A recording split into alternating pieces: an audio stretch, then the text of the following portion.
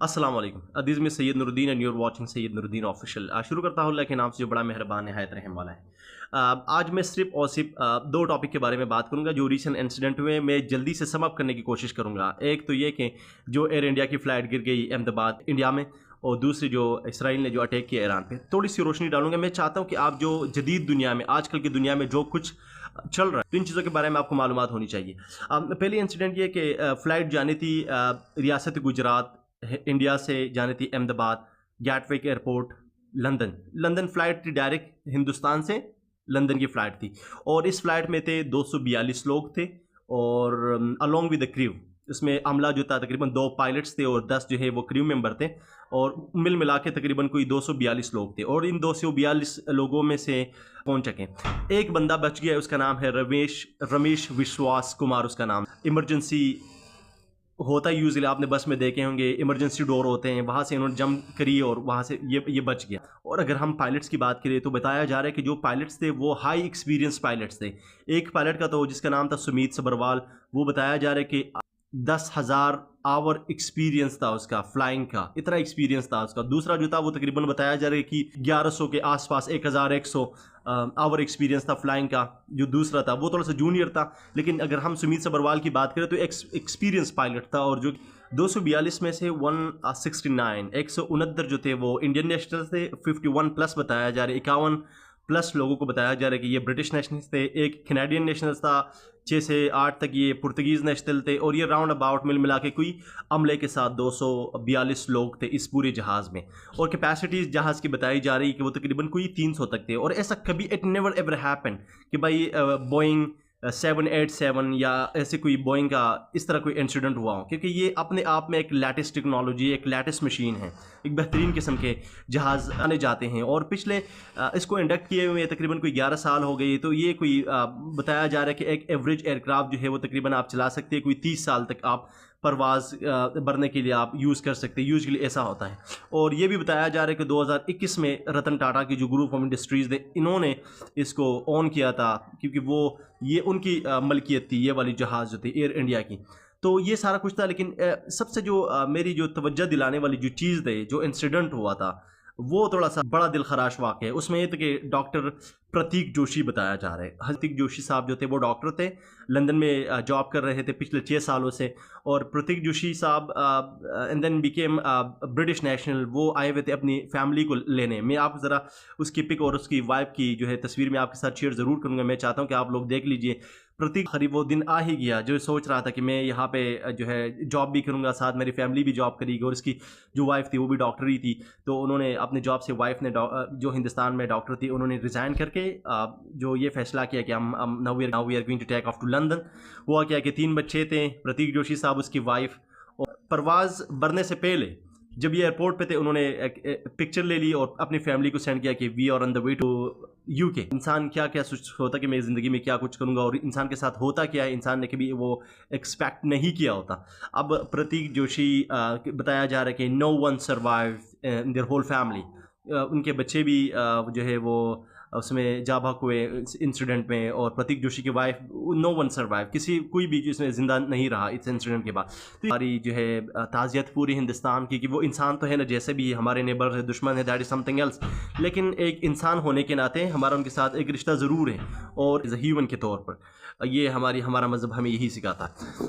दूसरा जो वाक़या हुआ है कि रात के अंधेरे में इसराइल ने हमला किया ईरान पर, और उसने बताया जा रहा है कि more than 100 sites they have targeted.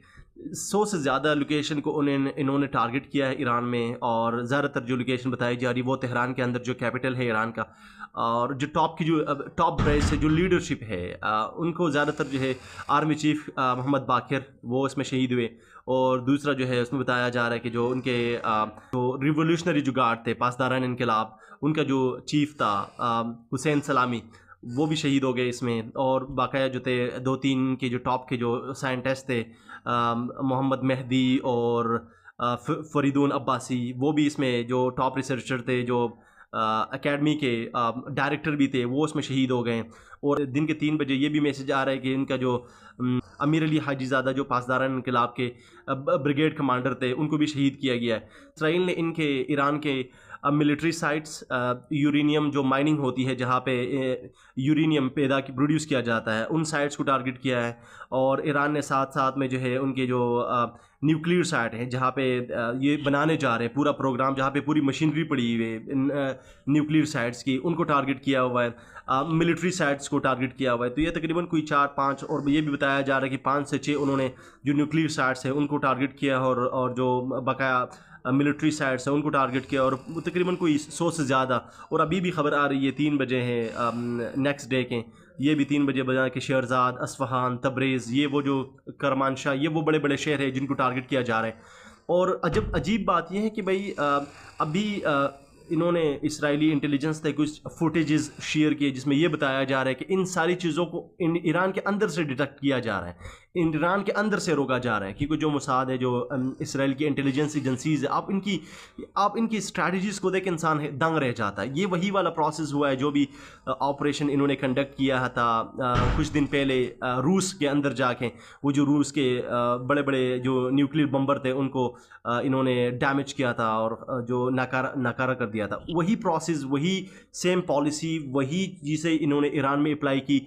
और अब जितनी भी चीज़ें हैं ना, उनके डिफेंस सिस्टम को नाकारा करना, ईरान के डिफेंस सिस्टम को न्यूट्रलाइज करना, ये सारा कुछ जो कर रहे हैं ये मोसाद वाले ईरान के अंदर से होके कर रहे हैं, ये बाहर से कोई नहीं कर रहा। आपको क्या लगता है कि कोई ईरानियन वो आएगा, इसराइली ड्रोन आएगा और यहाँ से वो इंटरसेप्ट नहीं करेंगे? उन्होंने बहुत कोशिश की, लेकिन यहाँ का जो डिफेंस सिस्टम को जो है ना, साइबर अटैक्स होते हैं, बहुत सारे प्रॉब्लम्स होते हैं, बहुत सारी चीज़ों को, वायरसेस को क्रिएट किया जाता है, जिसकी वजह से जो डिफेंस सिस्टम होता है वो न्यूट्रलाइज हो जाता है, वो काम करना, वो फंक्शनैलिटी जो होती है उनकी, वो काम करना छोड़ देता है। अली शमखानी जो कि आयतुल्लाह खामनेई साहब का एक ख़ास आदमी समझा जाता है, उसके घर को ऐसा टारगेट किया गया है कि आप दंग रह जाएंगे। जो टॉप फ्लोर पे हैं, सिर्फ और सिर्फ पूरे बिल्डिंग में से उसी फ्लोर को टारगेट किया गया। तो ये इतनी, आप किसी जगह को टारगेट करना चाहते हो ना, तो इतनी इजीली प्रिसीजन से, बिल्कुल एक्यूरेट, आप कैसे जहाँ से 2000 किलोमीटर इसराइल से लेके अगर आप ईरान में एक कार्रवाई करते हैं और आप एक टारगेट को हिट करते हैं, इतनी प्रिसीजन से, इतने एक्यूरेटली आप टारगेट को कैसे अचीव करते हैं? बताया तो ये जाता है कि आप मिसाइल जब हेड करते हैं कोई 200 मीटर के अंदर, 300 मीटर के अंदर, 500 मीटर के अंदर, उनकी अपनी एक टेरिटरी होती है।